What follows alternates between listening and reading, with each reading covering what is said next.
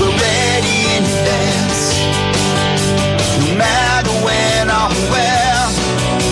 We're ready to dance, whatever's waiting there. Okay, 3-lap shootout. I do not understand why Ty came into the pits when he had a top 10 car.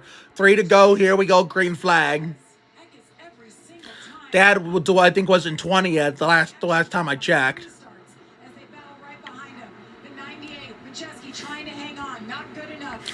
Are they gonna make it back to the white flag without crashing?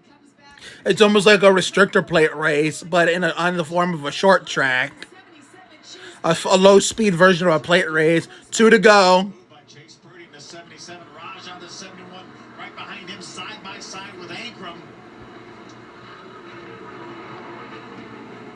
Come on, get me to the white flag, bitch. Get me to the white flag. 1 lap to go, sponsored by Credit One Bank. So they crash it. Who gives a shit? It's over.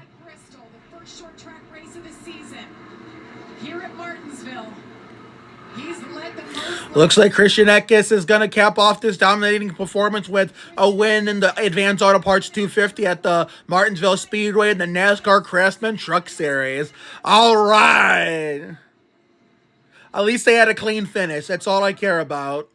All right, race review will be coming up on my YouTube channel sooner than later, even though technically these TikTok, race finish reactions, are usually part of the review too. So the first sporting event of the weekend, at least from my point of view, is officially in the books. We got 2 more NASCAR races and 1 Spurs game tomorrow and Sunday. The Winston Cup Virginia 500 on Sunday, along with the Spurs versus the Sixers in the SBC Center in San Antonio. And tomorrow, the NASCAR Busch Series Busch Grand National race at Martinsville, which is also a night race. Remember what happened the last time we watched a Martinsville Busch Grand National race 2 years ago, since we took a year off of NASCAR last year? We had a Livin, La Loca Wreck-A-Mole Derby, and we went to some booty barker action from The Price is Right in the pits post-race. So if you want to go look at that, please do so. Link in the description. You can tell how my vibe in that video, pretty much summed up that whole race. But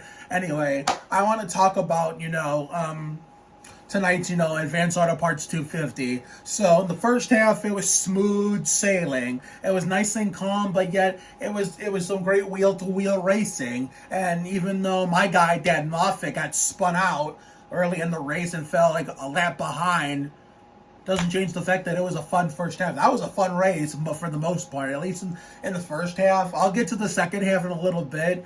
I know Dad, got his lap back, but even when he was on the lead lap, he was so far behind that he was like not only the last car on the lead lap most of the night, but he was the last car that was on the track. Last car that was on the track most of the night, and then a bunch.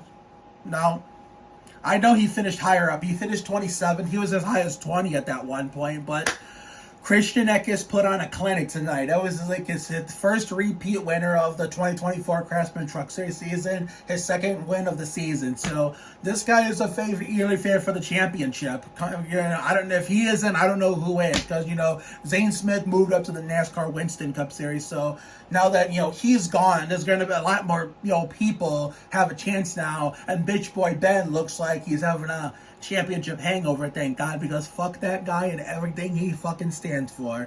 Now we get to the second half of the race after Eckes swept the stages before sweeping all 3 of them to win. See, I thought it was going to get ugly. It kind of got semi-ugly. I mean, guys were spitting. I mean, the prequel, the wind-up was like, them banging together and then having some accordion effect, sequences, those traffic jams leading up to the end of the stage 2. But then most of stage 3 until that last caution, yeah, it finally settled down, like right after the last caution when they had that 3-lap shootout. But up until that last caution, yeah, it was it got semi-ugly with the semi-caution-filled mess. And I'm like, oh my God, here we go. Here we go. I thought it was going to get worse than that. I thought it was going to get 2023 Chevy Silverado 150 or 2024 Florida Dodge Dealers 250 levels of bad. It looked like it for a second. I'm like, here we go.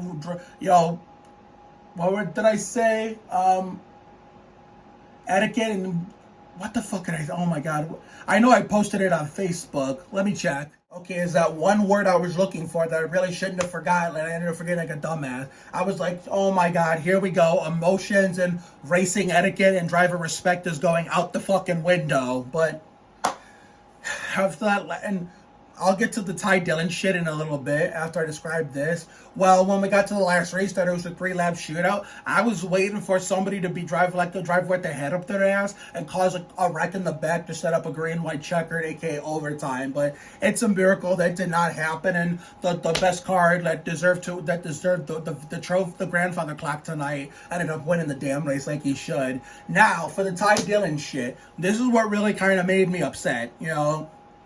He worked his ass off to get as high up as high as his 10th. Avoided trouble all night long. Got past all the crashes that ensued. Looked like he was going to finish top 10. So you would think that whoever the fuck his crew chief is, okay, Ty, stay out. We're about to end this race. We're bringing like a few laps in the single digit, like counting how many laps to go. Stay on the track and we'll have a top 10. No.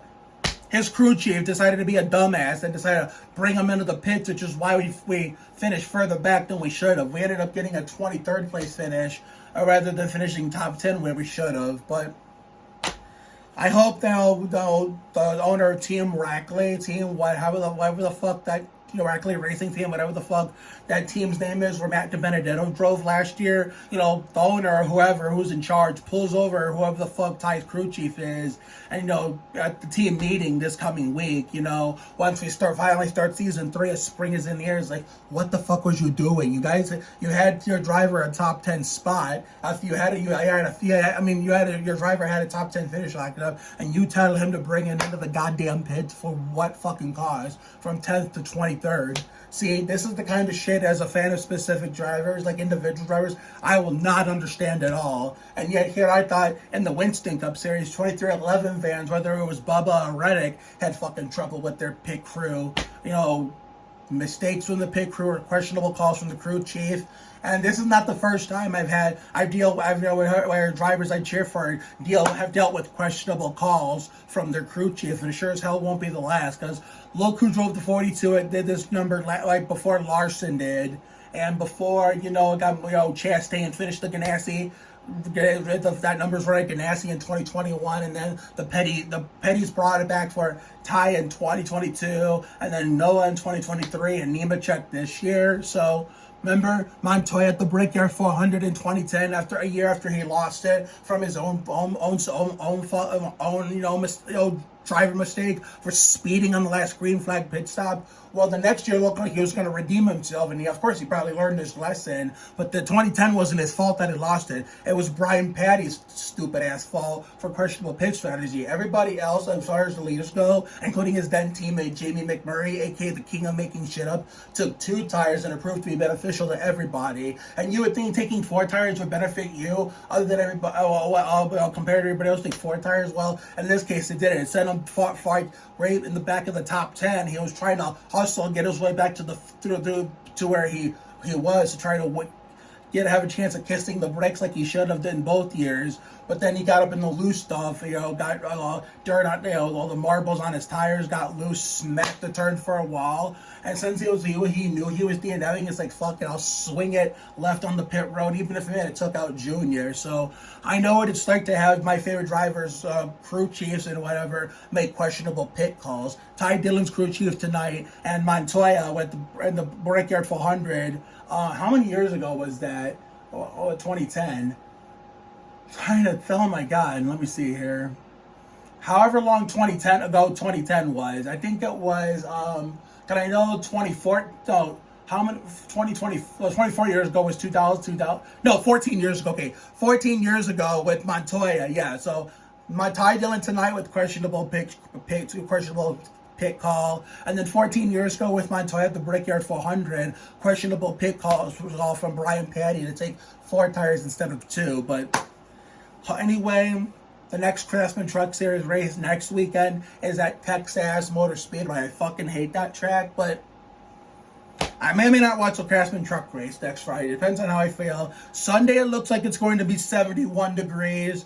but I don't care. I promised you guys I would do a live stream to, like, close out the Spurs season with, with the Tankathon Bowl against the Pistons to see who gets the last laugh. To my Pistons homies, Conrad McDonald and Kenneth Dozier Jr. I'm going to be passing up 71-degree weather just to watch our teams clash, to see who gets the last laugh in the 2023-24 NBA Tankathon Bowl.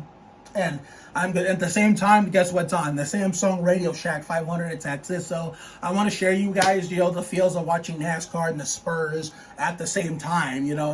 Flipping back and forth between the two channels. I will be live streaming it. I will be talking about the race first. And then guess what? Monday, I will talk about the Spurs. I mean, depends on how nice it's going to be on Monday, or maybe may or may not be on next Monday. Then after we're not gonna if it's nice on next Monday, okay, fine. We'll go outside and spend it with our friends in the happiest place in Northeast Ohio, casually off camera. We'll come in, no matter if you're a TikTok and stud or not that night, depending on how nice the weather may or may not be.